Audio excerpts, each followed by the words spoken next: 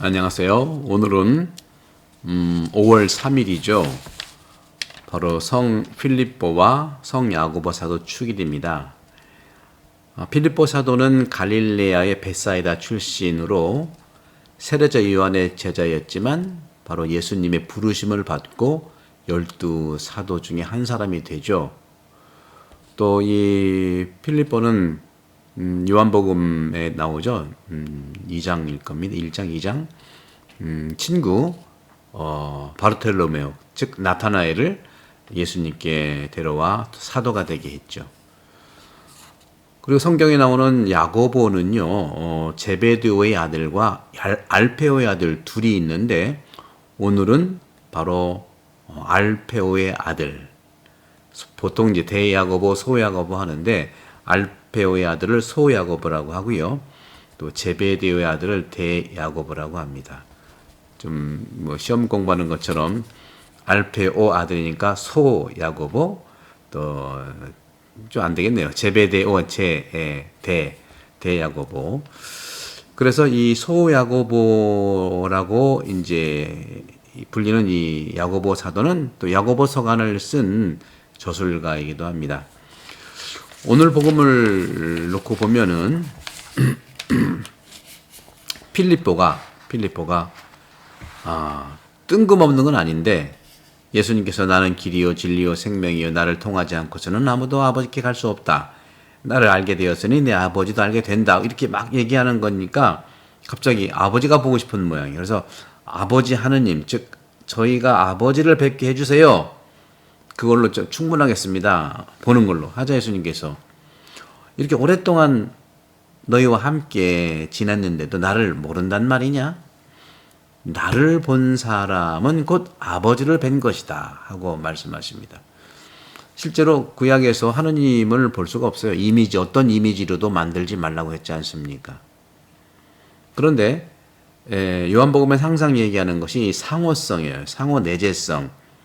내가 아버지 안에 있고 아버지께서 내 안에 계시다는 것, 이것을 믿지 않느냐 하는 것이죠. 내가 아버지 안에 있고 아버지께서 내 안에 계시다는 한 말을 믿어라 하는 것이죠. 못 믿겠거든 내가 하는 일들을 봐서라도 믿어라 하는 것이죠. 믿는 사람은 내가 하는 일도 믿지만 보다 더 큰 일도 믿게 될 거다. 큰 일도 내가 하게 될 건데 그걸 믿을 거다 하는 거죠. 그게 십자가상의 돌아가심과 부활을 얘기하는 것이죠. 그러면서 너희가 내 이름으로 청하면 내가 다 이루어주겠다. 청하라는 말씀도 하시죠. 믿음에 대한 부분들을 이제 말씀드리고 싶은데 오늘 저는 제가 거의 10여 년 전에 쓴 이 복을 부르는 마음에 믿음의 길 90쪽인데요. 한번 제가 읽어보겠습니다. 믿음만큼 강한 힘, 믿으면 된다는 것이죠. 믿음은 당신이 송신할 수 있는 가장 높은 주파수의 파장입니다. 믿어주면 됩니다.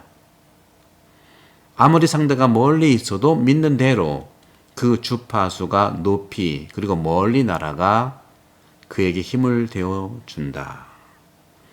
모든 행동을 믿음으로 안아주고 모든 것을 믿어줄 수 있다면 당신 인생은 달라질 것입니다. 믿어주면 성장합니다. 사실 과거의 위대한 인물들은 이런 믿음의 법칙에 따라 진실한 자신을 내어주는 삶을 살았습니다. 세상 사람들은 그들이 자신의 약함을 드러내는 겸손이 용기와 힘을 떨어뜨리는 것으로 생각했지만 그들은 자신이 약한 존재임을 스스로 받아들이고 그것을 믿음과 내어줌의 법칙으로 자신을 돌아보았습니다. 결국은 그들에게는 부족함이 오히려 풍요로운 축복으로 채워져 마음이 치유되고 희망이 솟아나 성공할 수 있었습니다. 이같이 믿음이 지니는 희망은 결코 자신을 어려움 속에 주저앉게 하지 않고 간절한 바람을 버리지 않도록 도와줍니다. 왜냐하면 믿음으로 사는 당신에게 하느님의 축복이 늘 함께하기 때문입니다. 마음을 다해 믿으면 변화라는 기적도 가능합니다. 당신도 믿음이 가는 사람 가까이에서 힘을 느끼고 위로받으며 그 안에 자신의 믿음을 맡겨둡니다. 그래서 강한 믿음은 비탄과 고통 속에서도 그 위력으로 기적을 만들어냅니다. 그러므로 당신은 결코 절망 속에서도 주저하거나 포기하지 말아야 합니다. 상대를 신뢰하고 믿으면 반드시 변화의 기적은 일어납니다.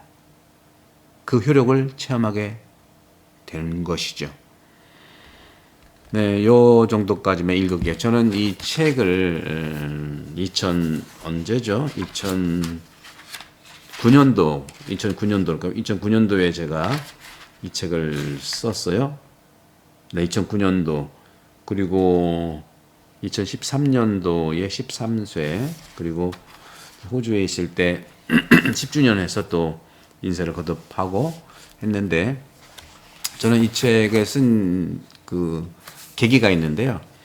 2009년도까지 제가 신학교에서 계속 강의를 96년부터 했으니까 6, 7, 8, 9 그렇죠. 한 12, 3년, 14년 정도 신학교에서 그리스도에 대한 강의를 주로 많이 했는데 아카데미컬한 그 강의만 이루어지고 그래서 정말 그 교과서하고 논문만 주로 썼는데 우리 교우들한테는 예수님을 소개해야 되겠다 해서 일반서, 교과서나 논문이 아니라 대중서를 처음 쓴 책이 이 책입니다.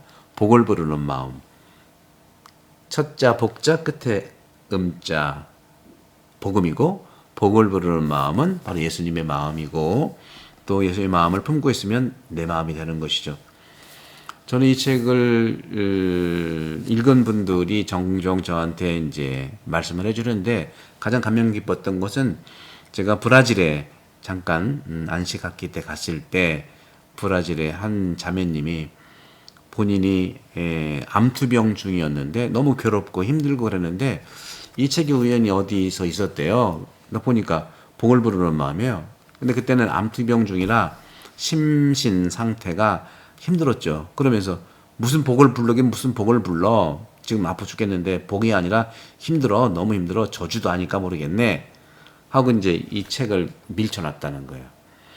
그러다가 이제 매일 투병을 해야 되니까 힘드시니까 멀리 있는 이 책을 밀어뒀던 것을 한번 가져와서 하나씩 읽어봤는데 이 책을 통해서 그분은 저한테 그랬어 직접 투병 생활을 했다. 그리고 완치됐다 하는 말씀을 하시더라고요. 얼마나 감사한지요.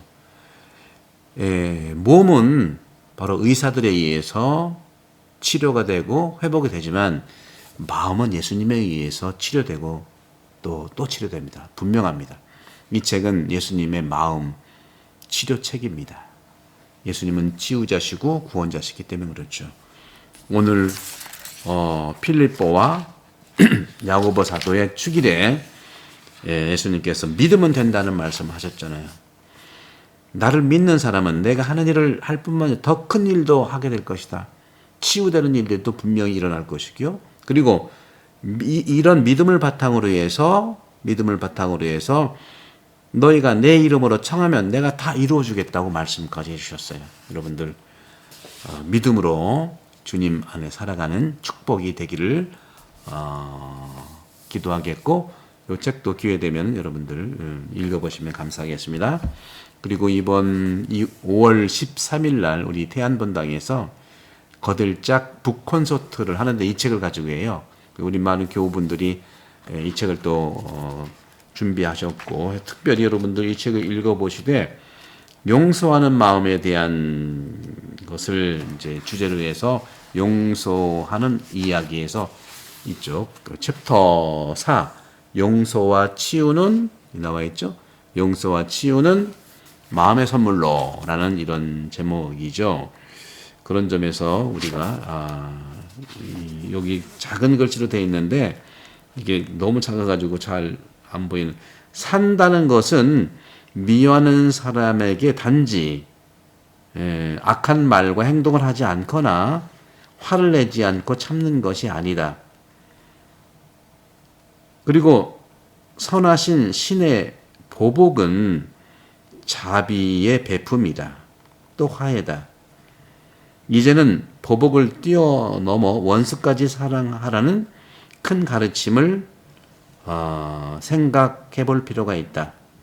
이 말씀은 원수가 이제는 적이 아니라 화해하고 도와야 하는 모든 사람, 나와 너, 그리고 우리, 이웃이라는 거시적 사랑을 특별히 가정한 것이다. 밑에 너무 작아가지고 여기 밑에 보이세요, 여러분들?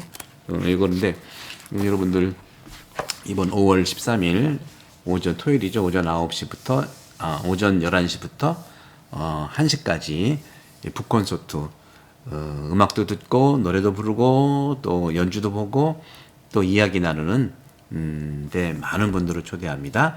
성부와 성자와 성령께서는 여러분들을 강복합니다. 감사합니다.